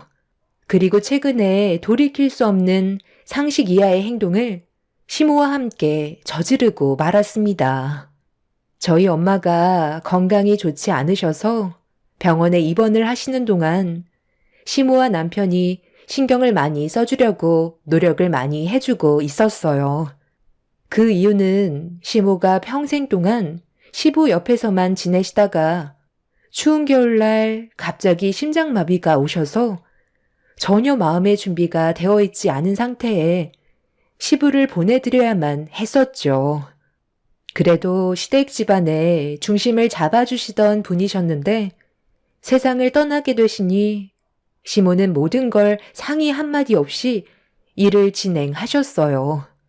시부의 재산이 시모에게 넘어가게 된 시점부터 돈도 흥청망청 사용하셨고 결국 재산을 엄한 곳에 탈탈 털어 넣어주는 충격적인 일이 벌어지고 말았죠. 시부가 세상을 떠나신 지 5년 만에 시모는 가지고 계신 집과 재산 전부를 주식에 투자를 하셨어요.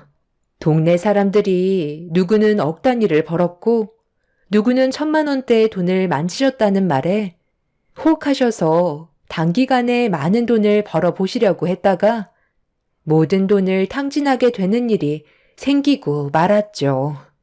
이미 투자를 하셨기 때문에 되돌릴 수도 없는 상황이라 남편은 저희 집에서 같이 지낼 수밖에 없지 않냐고 부탁을 하게 되면서 어쩔 수 없이 한 집에서 생활할 수밖에 없었어요.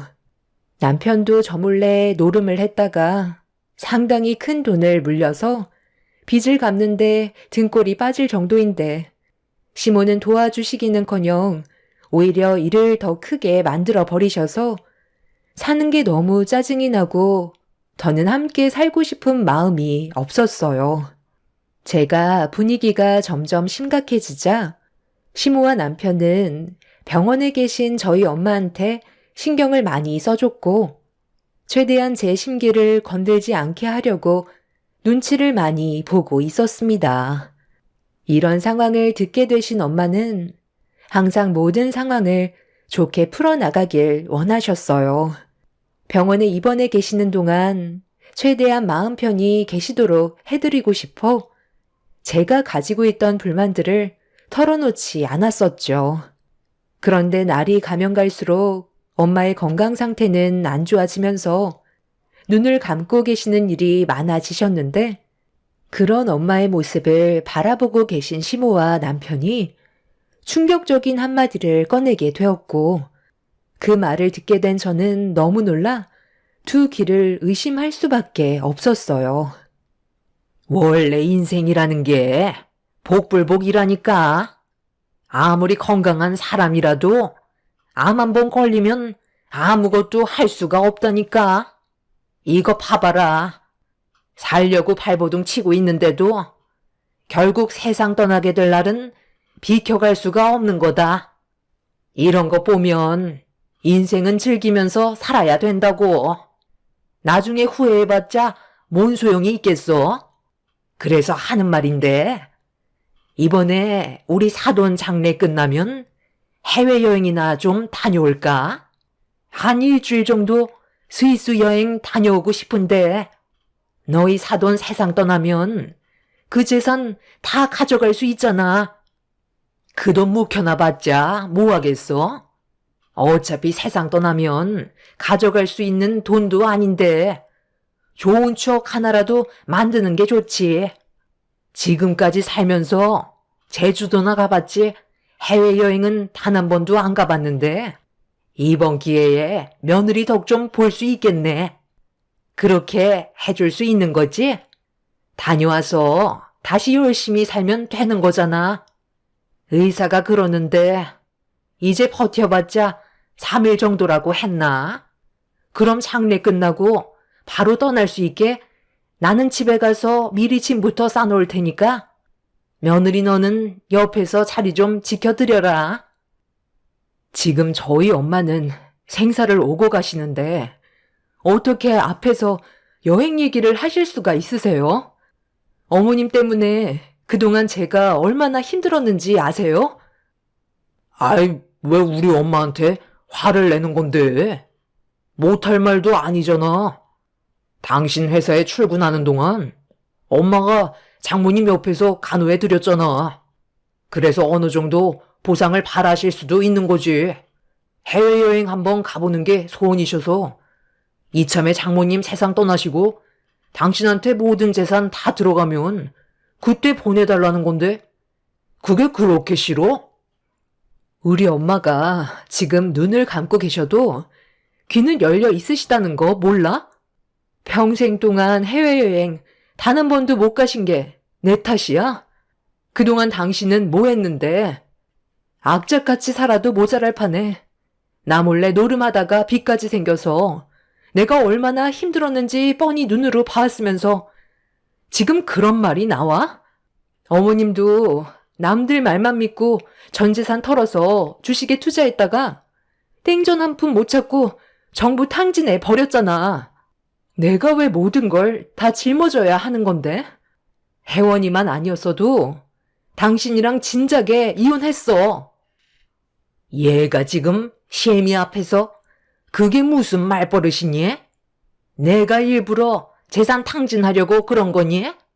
나도 잘 먹고 잘 살아보려고 했다가 그렇게 된 거잖아. 내 아들도 그래. 괜히 노름을 했겠어? 매달 벌어들이는 돈은 한정적이니까. 삶 좀 나아지려고 했던 건데 그걸 이해 못 해주는 거야? 너는 어떻게 피도 눈물도 없니?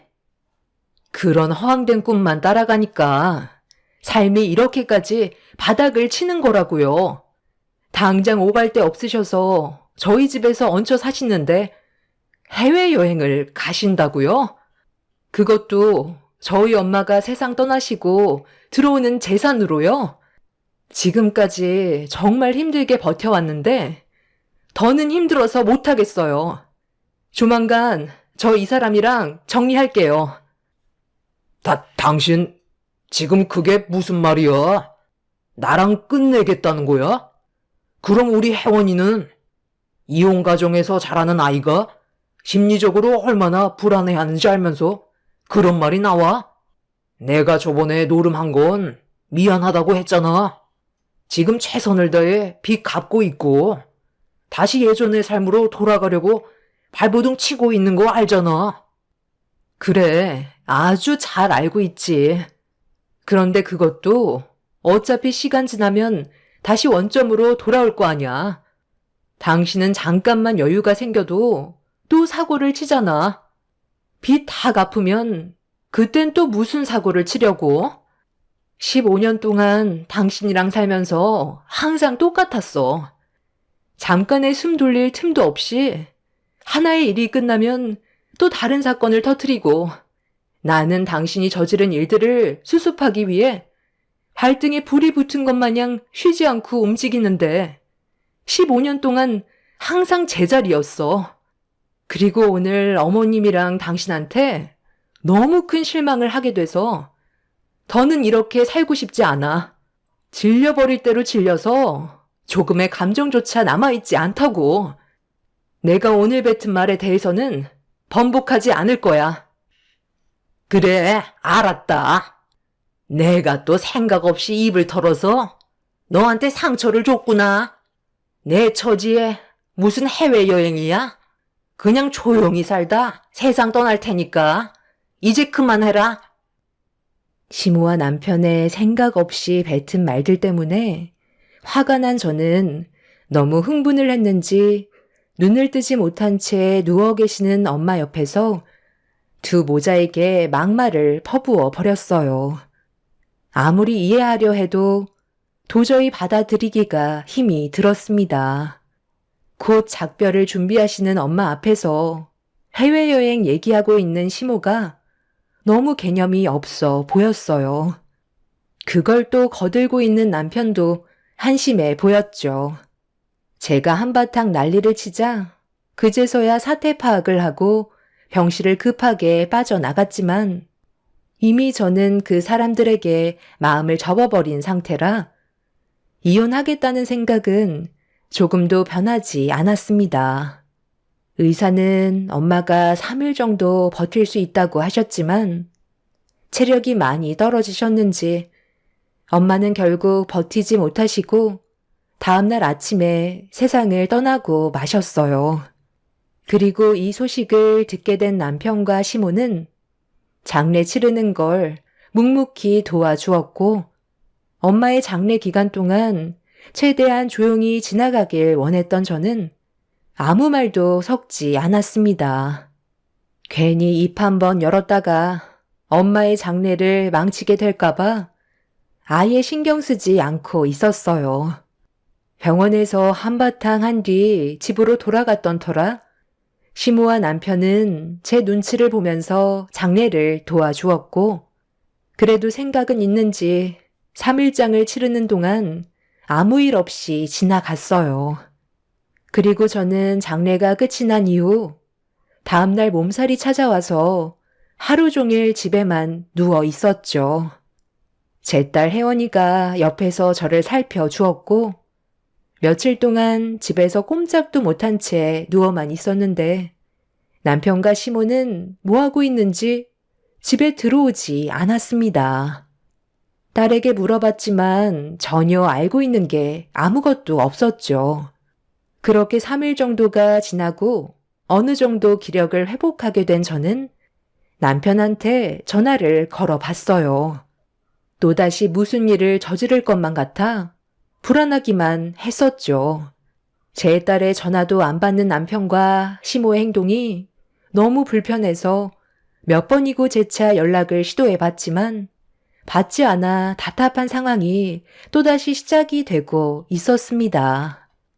제가 이혼하자는 말 때문에 숨어 지내는 것 같아 일단 대화 좀 하자며 확인하는 대로 전화를 달라고 문자 한 통 넣어놨어요. 그리고 저는 힘든 몸을 이끌며 정리가 되지 않았던 엄마 집에 유품 정리차 들리게 되었습니다.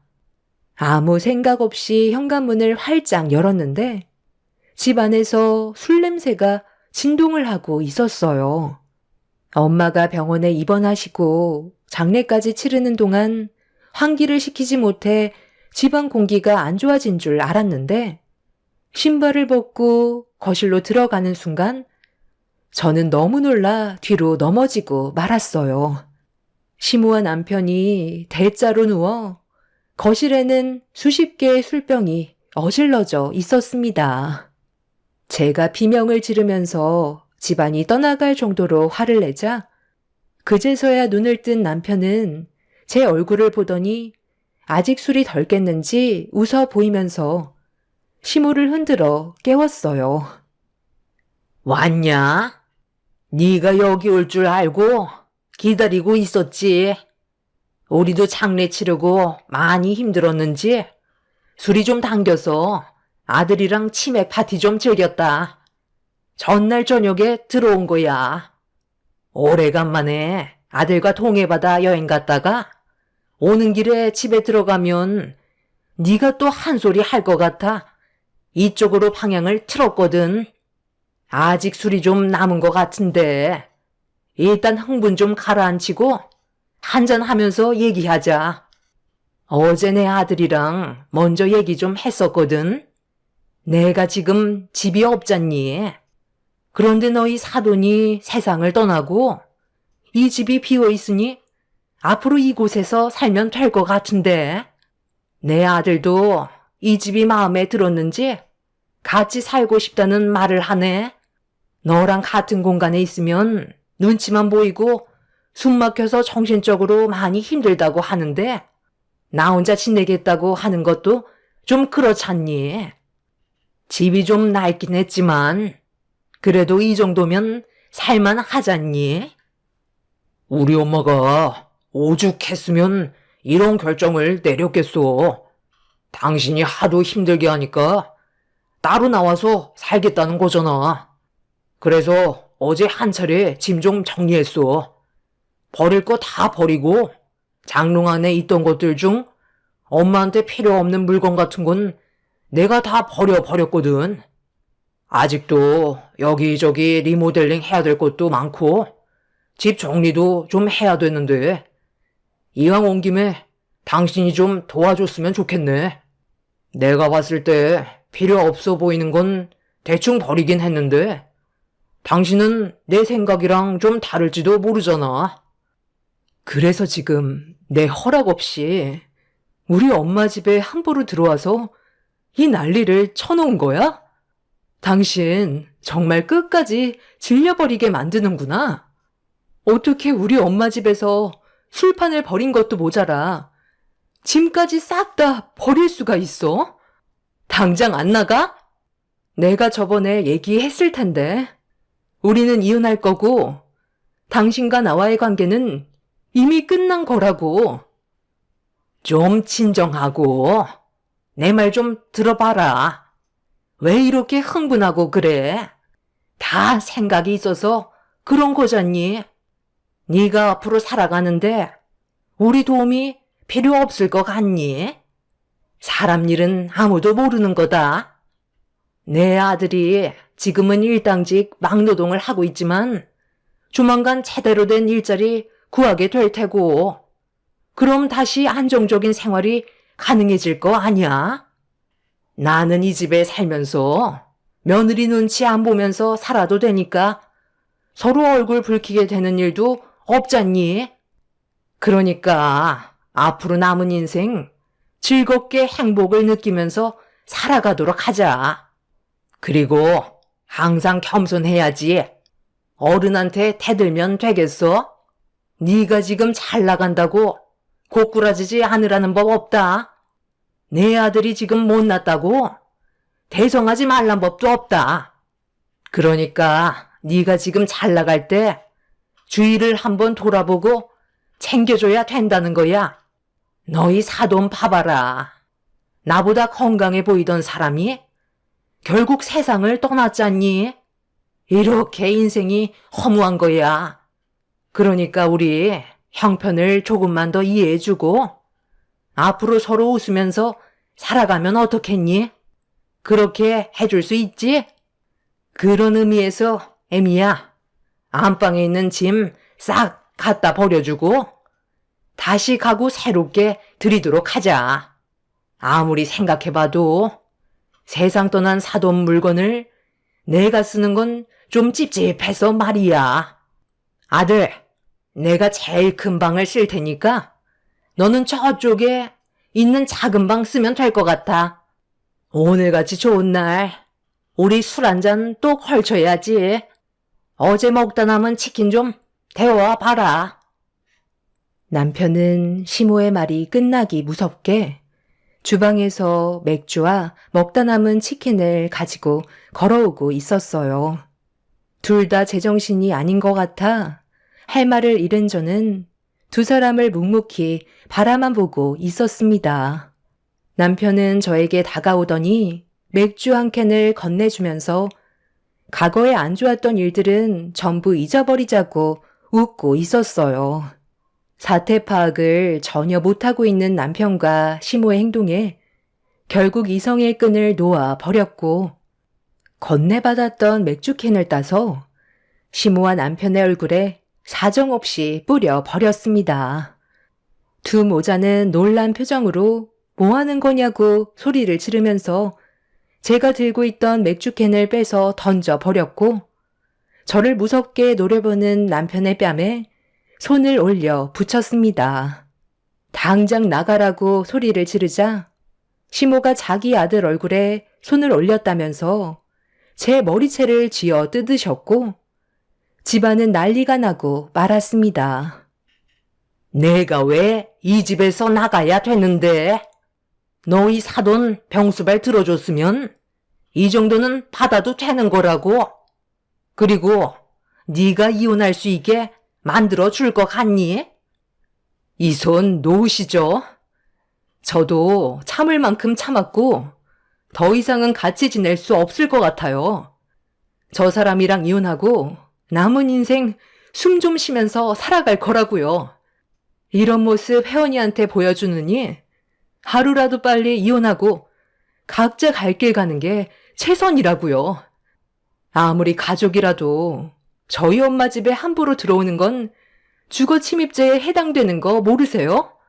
경찰에 신고하기 전에 당장 나가시라고요.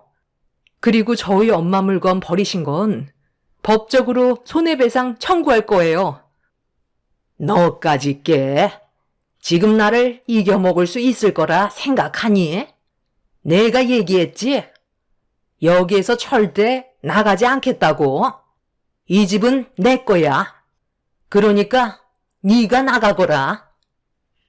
우리 엄마가 나가라잖아. 나는 당신과 절대로 이혼 안 할 거고 혜원이도 앞으로 나랑 살게 될 거야.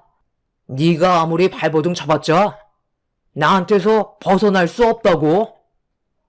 남편은 시모에게서 저를 떨어뜨려 놓은 뒤 집 밖으로 내쫓아 버렸어요. 너무 화가 난 저는 경찰에 신고하겠다고 소리를 질렀지만 남편은 현관문을 닫아버린 채 더 이상 제 말에 아무런 대답도 하지 않았습니다. 한참 동안 문을 두드리면서 나오라고 소리를 질렀지만 시모와 남편은 끝까지 나오지 않았어요. 더는 이렇게 살고 싶지 않았던 저는 그 자리에서 경찰에 신고를 하게 되었죠. 그렇게 잠시 뒤 경찰분들이 찾아와서 문을 열어달라고 했지만 시모와 남편은 아무 대답도 하지 않았어요. 결국 저희는 열쇠 수리기사를 불러 현관문을 열려고 했지만 생각보다 쉽지가 않았죠. 그런데 집 안에서 무언가 와장창 깨지는 소리가 들리면서 남편이 강제로 문을 열려고 하는 순간 집안의 물건을 전부 다 태워버릴 거라면서 이상한 소리가 계속해서 들려오고 있었습니다. 경찰분들은 집 안을 열 수 있는 방법을 찾아보기 위해 집 주변을 돌고 있었는데 현관문 밑에서 무언가가 흐르고 있었어요. 현관문을 열려고 작업 중이던 기사님은 바닥에 흐르고 있는 게 무엇인지 확인해 보려고 냄새를 맡으셨는데 그 순간 놀라시면서 갑자기 뒷걸음질을 치셨습니다. 시모와 남편은 가질 수 없으면 전부 다 태워버리겠다면서 휘발유를 집안에 뿌리고 있는 듯 보였어요. 저는 너무 놀라 얼굴 보고 얘기하자고 했지만 이미 시모와 남편도 흥분한 상태라 제 말이 귀에 들리지 않았죠.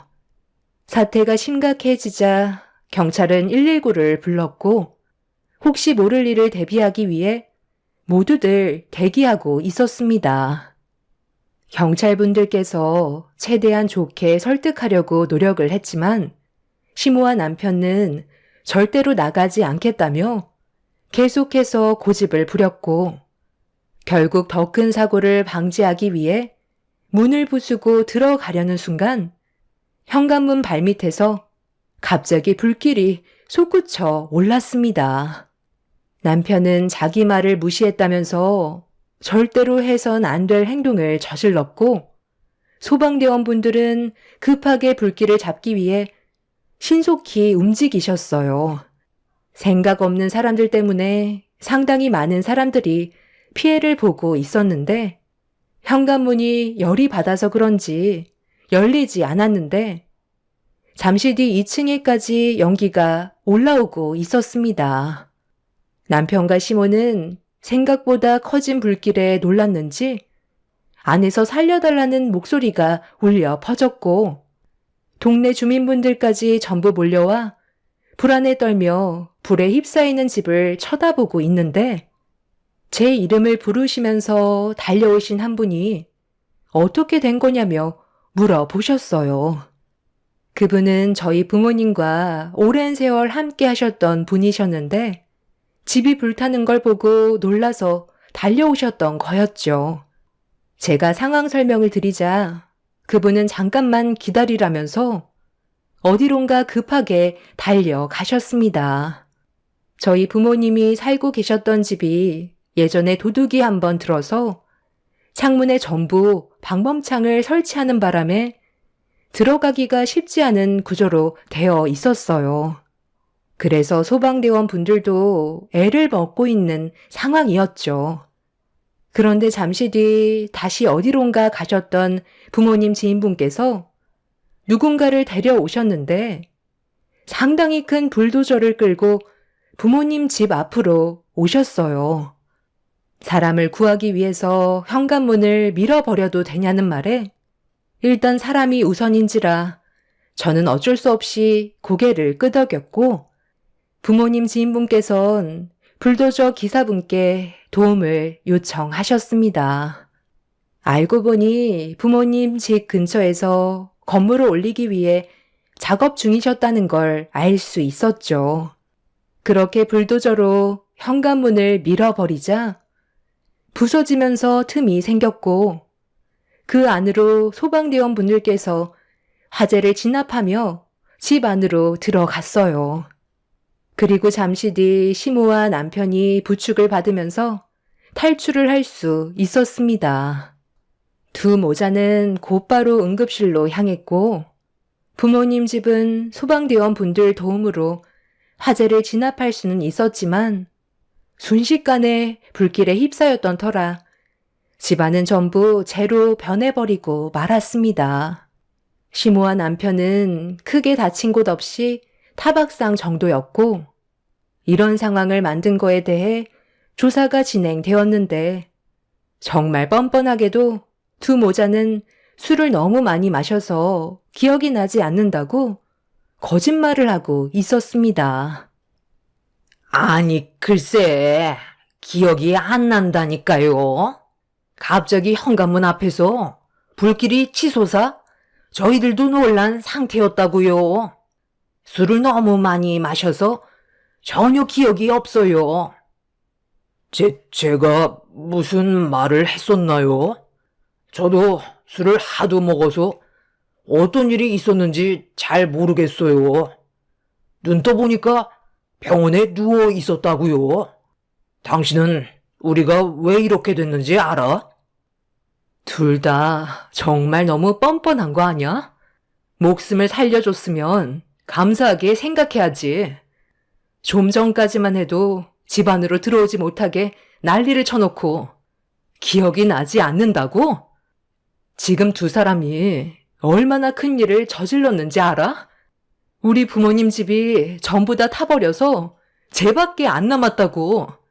결국 집을 잃어버리게 생겼는데 잘못이 없어? 그럼 이제 너희 사돈집에서 앞으로 살 수 없는 거니? 아유, 일을 어쩌면 좋아. 좀 낡긴 했었지만 그래도 살만한 집이었는데 이왕 이렇게 된 거 싹 다 밀어버리고 다시 새로 집을 지으면 되지. 그쪽 동네가 조금만 걸어가도 있을 건 다 있어서 살기는 아주 딱 좋던데.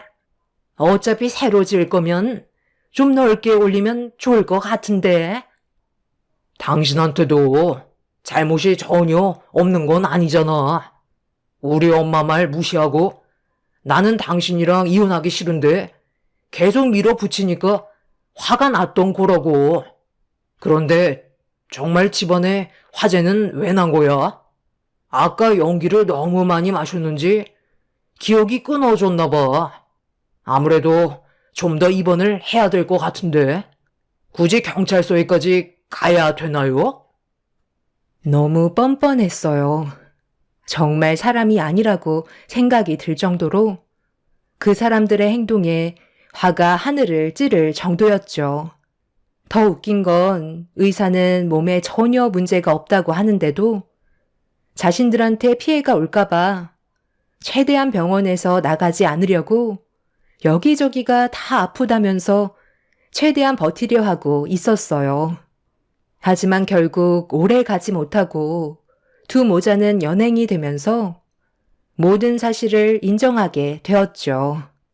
현재 두 모자는 방화죄로 징역 2년을 선고받은 상태입니다. 그리고 제가 피해본 부분들에 대해 소송이 진행 중인 상태죠. 저는 부모님의 집을 전부 철거하고 땅만 처분하게 되었어요. 지금은 제 딸과 단둘이 다른 지역에서 살고 있긴 하지만 아직까지 처리해야 될 일들이 수두룩하게 남아 있습니다. 이 문제로 이혼까지 할 수는 있었지만 앞으로 제가 피해본 부분에 대해 금전적인 보상을 그 사람들이 해줄 수 있을지 모르겠네요. 가진 게 없는 사람들이라 보상받는데 시간이 오래 걸리겠지만 그래도 저는 악착같이 전부 받아낼 생각입니다.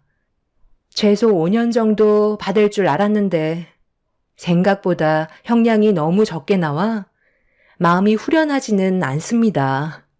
그 사람이 없는 2년의 시간 동안 어떻게 계획을 세워야 할지 요즘 생각이 많습니다. 자신들의 이득만 생각하고 함부로 행동한 그 사람들이 잘못을 깨닫지 못하니 다시 사회에 나온다고 달라질 건 아무것도 없을 텐데 평생 감옥에서 썩었으면 좋겠어요. 차라리 그냥 제 딸과 함께 이민을 갈까도 생각 중입니다. 두 번 다시 그 사람들과 마주하고 싶지 않고 제 딸과도 엮이게 하고 싶지가 않습니다. 앞으로 어떻게 해야 할지 고민이 많지만 최대한 지혜롭게 헤쳐나갔으면 좋겠어요. 제 사연을 들어주신 분들께서도 저에게 좋은 의견을 주신다면 감사하겠습니다.